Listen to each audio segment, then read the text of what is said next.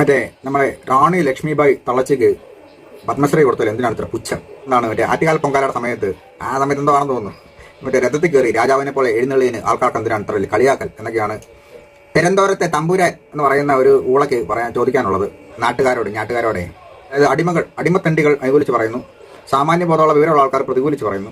അങ്ങനത്തെ സംഭവമാണ് നടന്നുകൊണ്ടിരിക്കുന്നത്. പുച്ഛം എന്തുകൊണ്ടാണ് എന്ന് നിങ്ങൾക്ക് മനസ്സിലാകത്തില്ല. അതിനൊരു സംതിങ് വേണം.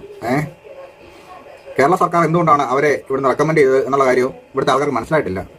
തുളസിച്ചെടി കരിഞ്ഞു പോവും ആർത്തവമുള്ള സ്ത്രീകൾ അകത്ത് നിന്ന് കഴിഞ്ഞാൽ എന്നൊക്കെ പറഞ്ഞതിനായിരിക്കും ചിലപ്പോൾ ഈ പുരസ്കാരം. അവരെന്തോ പുസ്തകം എഴുതിയെന്നൊക്കെ പറയുന്നത്. ഇതേ പൊട്ടത്തരം പറയുന്ന ആൾ എന്ത് പുസ്തകം എഴുതിയിട്ട് എന്ത് കാര്യമാണ്? എന്താണ് അവർ എഴുതിയ പുസ്തകം? ആർക്കറിയാം, എനിക്കറിയത്തില്ല, ഞാൻ കേട്ടിട്ട് പോലുമില്ല. അതാണ് പുച്ഛം. പിന്നെ എഴുന്നള്ളത്ത് അത് പുച്ഛിക്കപ്പെടേണ്ട കാര്യവും അപമാനിക്കപ്പെടേണ്ട കാര്യം അപമാനകരമായിട്ടുള്ള കാര്യം തന്നെയാണ്. നിങ്ങൾ എഴുന്നള്ളാണ്ട, നിങ്ങൾ ഇവിടുത്തെ രാജാവും അല്ല, ഒരു തൊലിയുമല്ല, ഇവിടുത്തെ ഒരു സാധാരണ പ്രജ, ഇവിടുത്തെ ഒരു